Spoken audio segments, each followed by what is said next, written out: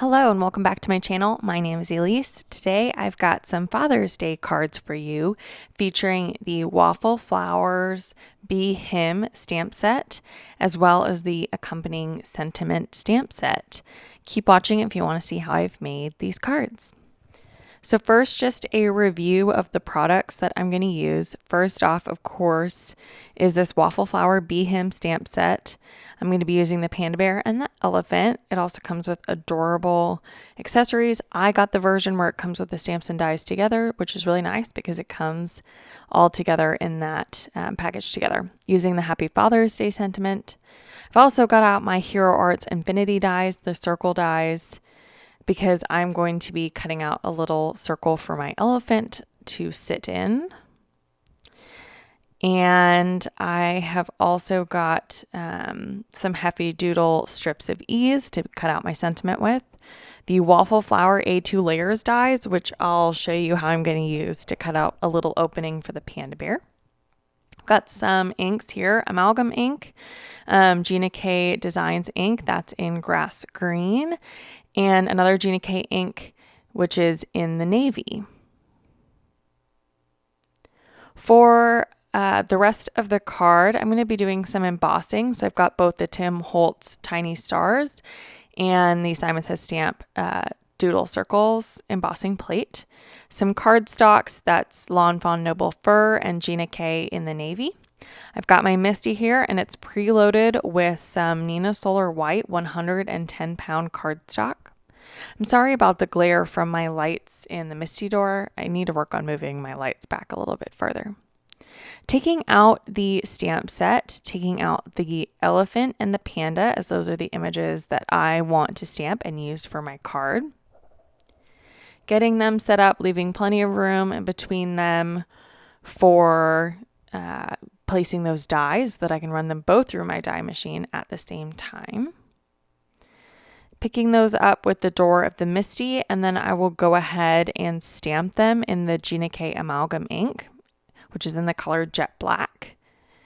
I love this ink. You can use it for Copic coloring, for Gamsol, for watercoloring, for so many different things. I find that it's the black ink that I reach for the most just because it works for everything.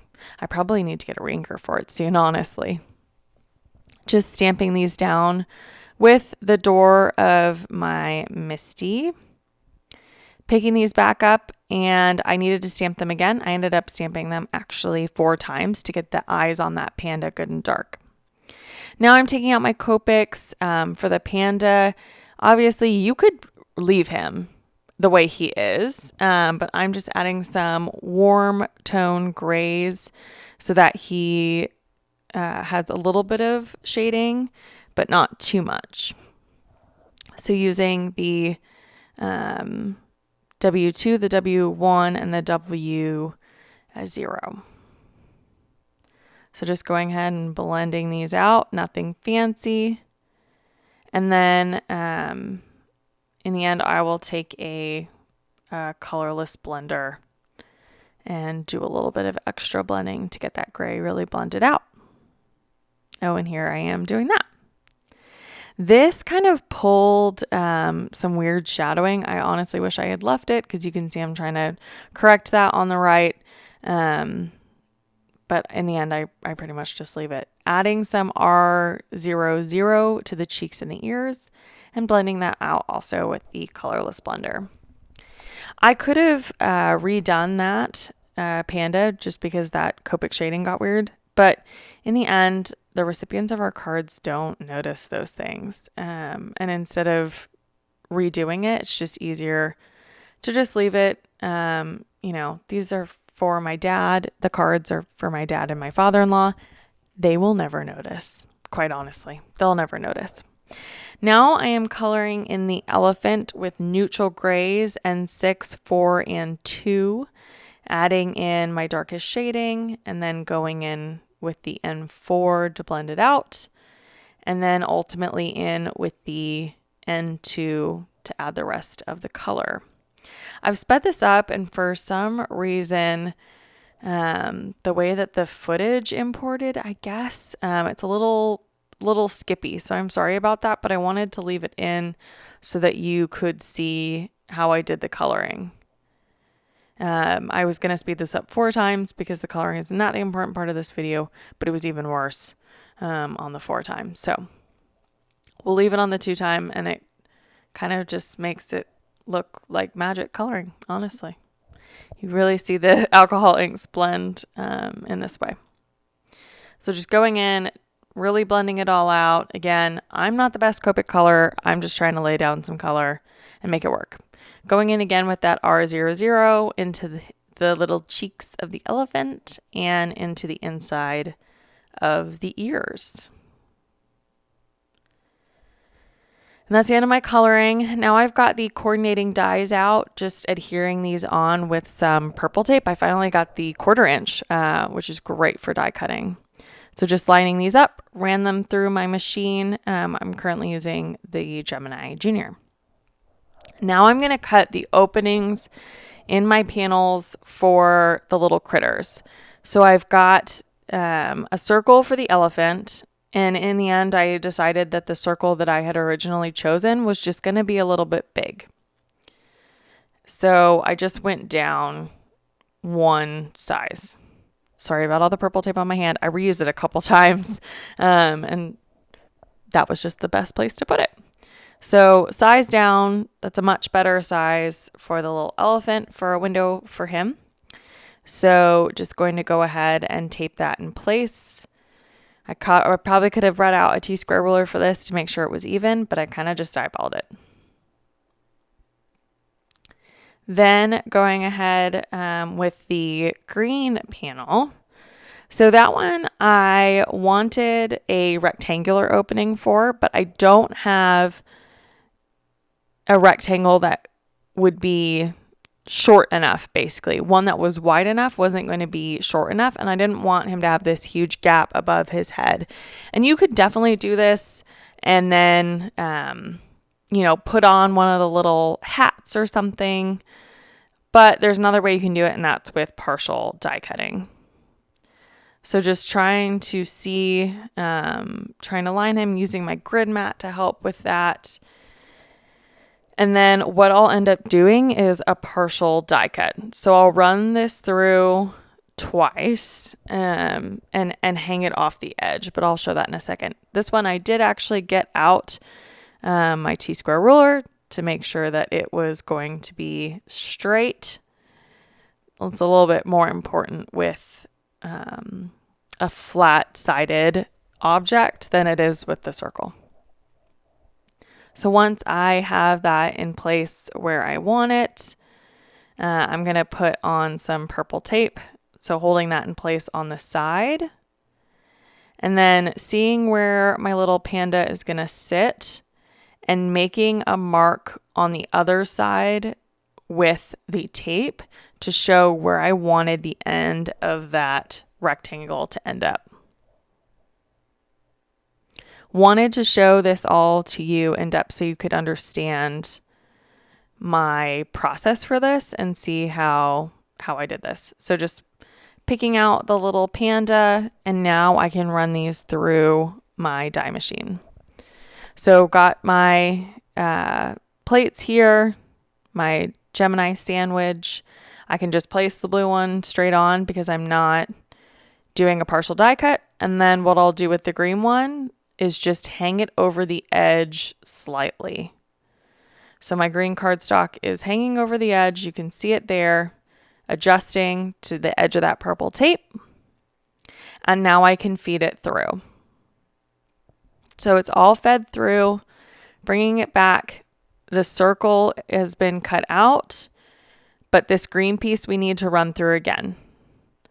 So you can see once I peel it off, you can see that it did not cut the bottom, obviously, because it was hanging off the plate. There was no pressure to cut it.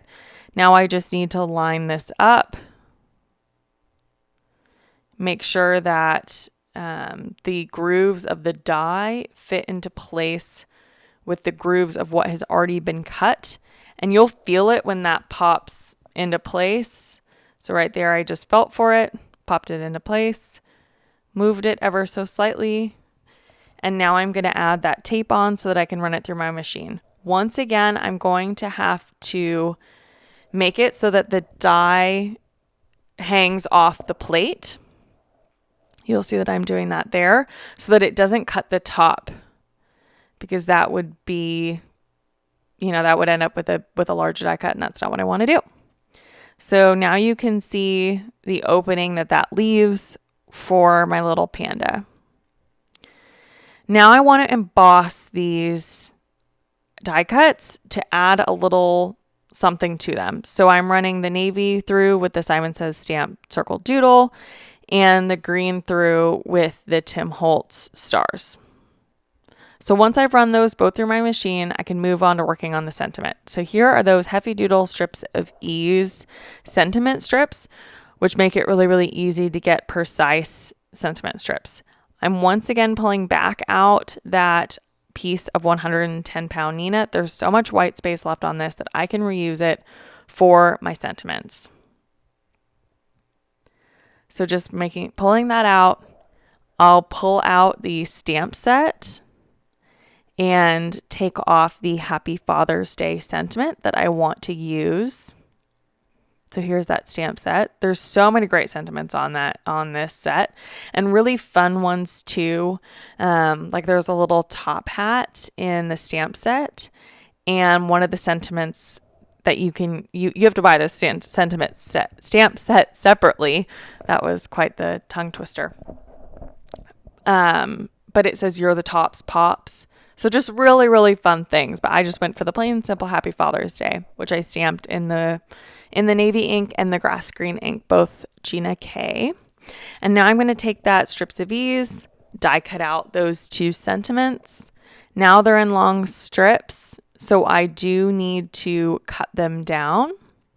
But first, I'm going to make my card bases. I'm going to make these a standard A2 size card, 4 1/4 by 5 1/2. It'll be a side fold. So these cardstock pieces that I'm scoring are 5 1/2 by 8 1/2. Sorry, and I'll just score those at 4 1/4. So now this is all coming together. You can kind of see how these cards are going to get laid out. I've got the embossed pieces and my card fronts. So now I'm just in a mode where all I'm doing is putting these together. The panels that I cut were just a smidge smaller than the card bases, so there's a little bit of a white gap, but honestly, you really can't tell in person or really in the photos either. And again, no one expects that a handmade card is going to be absolutely 100% perfect. And if they do, then they need to probably adjust their expectations. So looking at these, I am going to use some 3D foam squares to pop up the characters on this card. I'm going to add these both to the back of the panda and to the back of the elephant. I've skipped ahead to save you from watching me do that. Now I'm just lining up the embossed piece and seeing where I'm going to put those critters. Those have not yet been adhered down. The panels have not, because I want to pop those up with foam tape. So just going to peel that off, turn these over, and then take out my giant roll of 3M foam tape and start laying that down onto the backs of these panels so that it can pop up and sit higher than the little critters.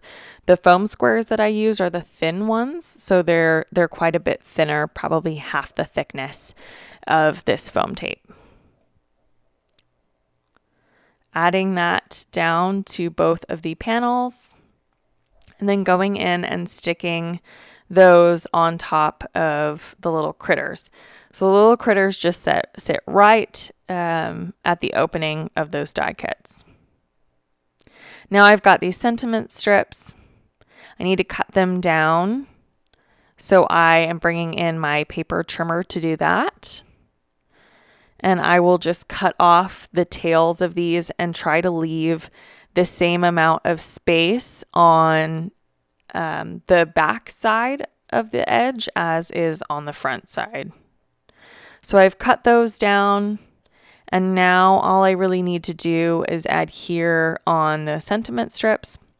I'm going to use the same 3M foam tape to do that and just give these a little pop.